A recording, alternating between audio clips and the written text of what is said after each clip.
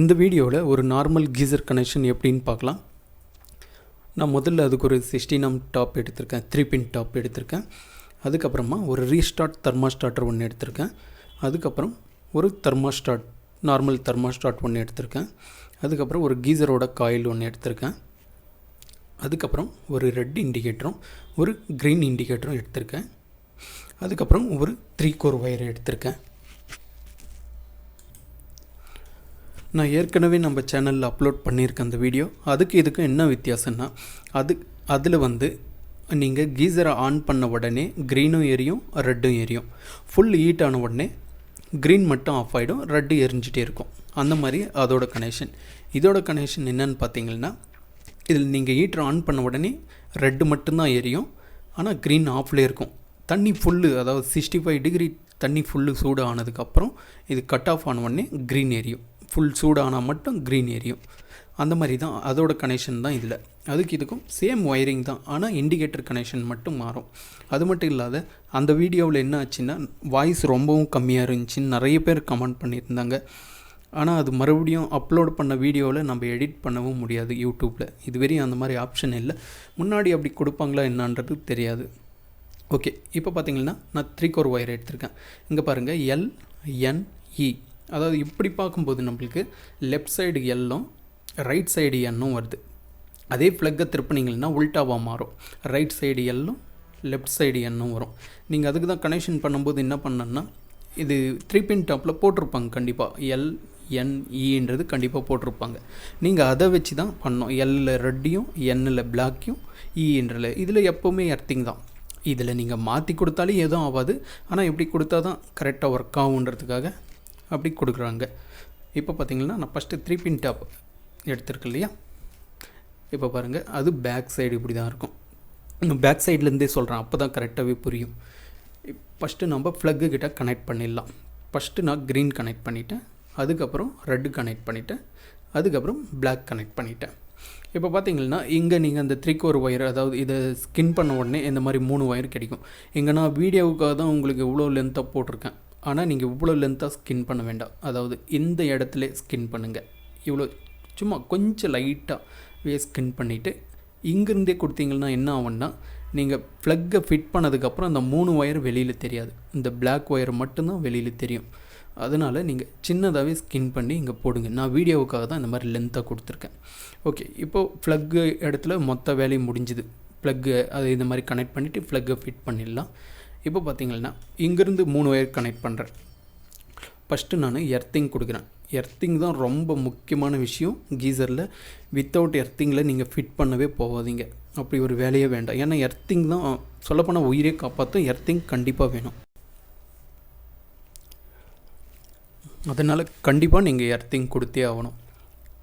அதாவது பழைய காலத்துலலாம் பார்த்திங்கன்னா ஒரு 15 வருஷத்துக்கு முன்னாடியெல்லாம் எர்த்திங் இல்லைன்னா கூட மனுஷனுக்கு அவ்வளோ சீக்கிரம் ஷாக் அடிக்கிறது இல்லை. ஏன்னு பார்த்தீங்கன்னா அப்போல்லாம் கண்டிப்பாக GI பைப்பு தான் ஜாஸ்தி யூஸ் பண்ணுவாங்க. அது மட்டும் இல்லாத டேங்க்கெல்லாம் யாரும் பிளாஸ்டிக் டேங்க் யூஸ் பண்ணியிருக்க மாட்டாங்க, சிமெண்ட் டேங்க்கு தான். அப்போ என்ன ஆகுன்னா, இது மேலே கரண்ட் வந்தாலையும் என்ன ஆகுன்னா, இது அந்த தண்ணியிலேயே எல்லாமே எர்த்திங்கை சாப்பிட்றோம், நம்மளுக்கு அடிக்கிறதில்ல கரண்ட்டு. அதனால் எர்த்திங் அப்போ எப்படியோ தெரியுது, ஆனால் இப்போ கண்டிப்பாக எர்த்திங் வேணுமே வேணும். ஏன்னா இப்போ எல்லாமே பார்த்திங்கன்னா CPVC பைப்பும் பிளாஸ்டிக் டேங்க்கு தான் யூஸ் பண்ணுறோம். அதனால் எர்த்திங்ன்றது சுத்தமாக கிடைக்காது. நம்ம கொடுத்தா மட்டும்தான் எர்த்திங் கிடைக்கும். ஓகே, இப்போ நான் எர்த்திங் கொடுத்தாயிடுச்சு. இப்போ நான் நியூட்ரல் கொடுக்குறேன். இப்போ பார்த்திங்கன்னா அதாவது காயிலில் 2 பின் இருக்கும். அந்த 2 பின்னில் ஒரு பின்னுக்கு நான் இங்கே நியூட்ரல் ஒயரை இங்கே விட்டுட்டேன். அதாவது இங்கே கரெக்டாக இதுகிட்ட எடுத்துன்னு போயிடணும், வச்சு இப்போ டைட் பண்ணிடக்கூடாது. அதுக்கப்புறம் பார்த்திங்கன்னா இங்கேருந்து ஒரு ஒயரு, அதாவது இண்டிகேட்டருக்கு. ஸோ இண்டிகேட்டர் ஒயரையும், அதாவது இந்த இண்டிகேட்டரில் 2 ஒயர் இருக்குது, அதில் ஒரு ஒயரை இங்கேயும் நியூட்ரல் ரெண்டும் ஒன்றா ஜாயின் பண்ணி இதில் கனெக்ட் பண்ணோம். இப்போது நியூட்ரல் கனெக்ட் பண்ணியாயிடுச்சு. அதாவது இண்டிகேட்டர்லேருந்து ஒரு ஒயரையும் இந்த 3 கோர் ஒயர்லேருந்து ஒரு ஒயர், நியூட்ரல் ஒயர் ரெண்டும் ஒன்றா முறுக்கி இந்த பின்னில் கனெக்ட் பண்ணி ஆயிடுச்சு. இப்போ நம்ம பேஸ் கனெக்ட் பண்ணோம். ஸோ பேஸ் இதுதான், அதாவது எல் சொன்ன இல்லையா, அதாவது இந்த ஒயர் எல்லில் இங்கே கொடுத்துருக்கோம், அதே ஒயர் தான் இங்கே வந்திருக்கு. இங்கேருந்து ஃபஸ்ட்டு ரீஸ்டட் தெர்மோஸ்டாட்டருக்கு இந்த இடத்துல கொடுத்துட்டேன். இந்த இடத்துல வேறு எந்த ஒயர் இல்லை, இது ஒரு ஒயரை மட்டும் கனெக்ட் பண்ணுறோம். அதுக்கப்புறமா இந்த இடத்துலேருந்து கரெக்டாக இங்கே ஒரு ஒயர், அதாவது இப்போ இங்கே ஒரு ஒயரை நம்ம போட்டுட்டோம். அதாவது ஒரு 2.5 ஒயர், 2.5 mm ஒயர் யூஸ் பண்ணோம். இங்கே ரொம்ப சின்ன ஒயரெல்லாம் யூஸ் பண்ணாதீங்க, ஏன்னா பர்ன் ஆகிடும், அடிக்கடி பர்ன் ஆகிடும். இப்போ 2.5 mm ஒயரை இங்கே வச்சு நான் டைட் பண்ணிவிட்டு இங்கே ஒன்றும் டைட் பண்ணல, அப்படியே விட்டு வச்சுருக்கேன். ஏன்னா இங்கே இன்னும் 3 ஒயர் கனெக்ட் ஆக போகுது. எதுன்னு பார்த்தீங்க, இந்த இண்டிகேட்டர் இங்கே கனெக்ட் ஆக போகுது. அப்புறம் இதுவும் சேர்ந்து 3 ஒயரையும் ஒன்றா முறுக்கி அதில் டைட் பண்ணணும். பாருங்கள், க்ரீனுக்கு ஒன்றும் ரெட்டுக்கு ஒன்றும் 2 இண்டிகேட்டரோட ஒயரையும் அதுக்கப்புறம் இதுலேருந்து வந்த ஒயரையும் 3த்தையும் ஒன்றா முறுக்கி ட்விஸ்ட் பண்ணி இங்கே வச்சு டைட் பண்ணிடணும். இந்த ஸ்க்ரூவில் வச்சு டைட் பண்ணிடணும். ஓகே, இப்போ இதுவும் முடிஞ்சுது. அதாவது இப்போ பாதி வேலை முடிஞ்ச மாதிரி தான். இன்னும் ஒரு ஒயர் தான் இப்போ கனெக்ட் பண்ண போகிறோம். ஒரு ஒயர்னால் இங்கேருந்து ஒரு ஒயர் காயிலுக்கும், அதே மாதிரி இங்கேருந்து ஒன்று இண்டிகேட்டருக்கும் போகுது. பார்த்திங்கன்னா ஃபஸ்ட்டு காயிலோட இண்டிகேட்டரோட ஒயர், அதுக்கப்புறமா இங்கேருந்தே காயிலுக்கு ஒரு ஒயர். இவ்வளோ தான். இதில் இதான் இந்த இண்டிகேட்டர் பாருங்கள். இப்போ வந்து எப்படி இது, அதாவது இது எப்படி ஃபஸ்ட்டு நம்ம சுவிட்ச் ஆன் பண்ண உடனே 2 எரியாது. இது எப்படி எரியுதுன்னு பார்த்தீங்கன்னா, இப்போ அதாவது சுவிட்ச் ஆன் பண்ண உடனே இது ஆஃப்லேயே இருக்குது. ஏன் ஆஃப்லேயே இருக்குன்னா, இந்த ஒயர்லேயும் பேஸ் போயிட்டுருக்கு, இதுலேயும் பேஸ் போயிட்டுருக்கு. இதுக்கு நியூட்ரல் கிடைக்கல, அதனால் ஆஃப்லேயே இருக்குது. இப்போது என்ன ஆகுதுன்னா, தண்ணி புல் சூடான உடனே தெர்மாஸ்டாட்டர் கட் ஆஃப் பண்ணுது. கட் ஆஃப் ஆச்சுன்னா என்ன ஆகுதுன்னா, இங்கேருந்து பேஸ் கிடச்சிட்டு இருக்குது, இங்கே பேஸ் இல்லை.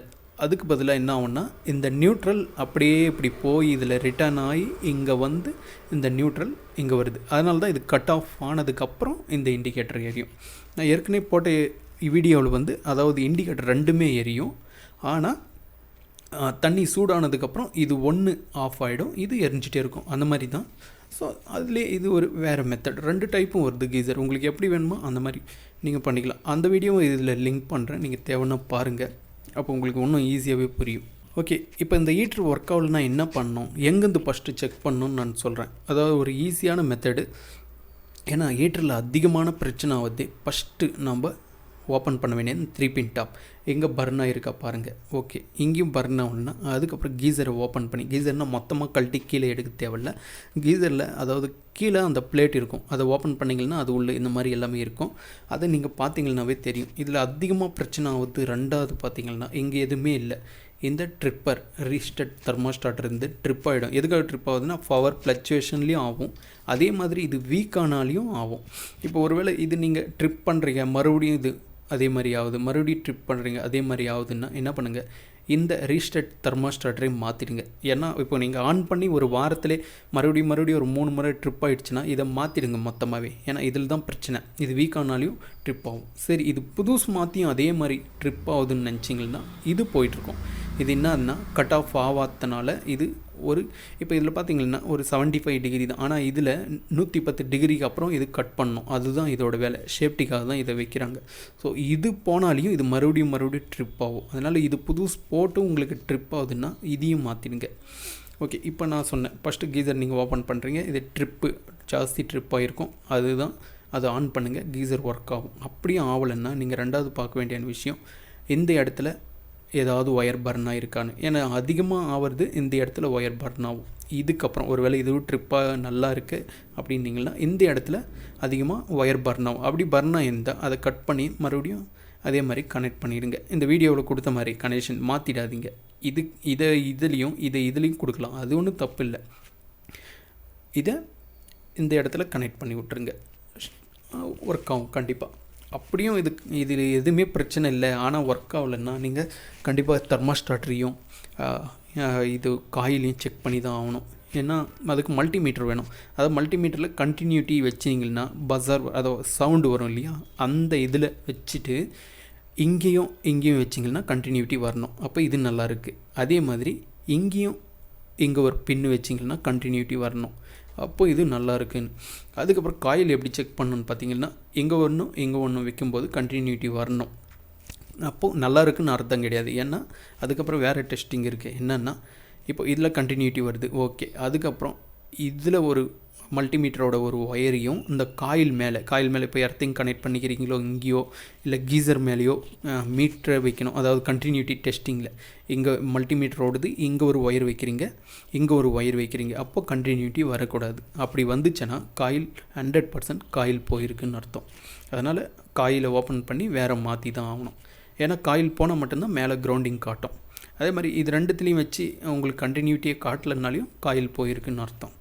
இவ்வளோ தான். கீசர் ரொம்ப ஈஸியாக செக் பண்ணலாம். அது நீங்கள் ஒவ்வொன்றா ஸ்டெப் பை ஸ்டெப் செக் பண்ண ஆட்டோமேட்டிக் தெரிஞ்சுக்குவீங்க நீங்களே. பயப்படக்கூடாது. ஐயோ இது ஏதாவது ஆகிடுமா, ஷார்ட் ஆகிடுமா அப்படியெல்லாம் பயந்தால் கண்டிப்பாக வேலை கற்றுக்கவும் முடியாது.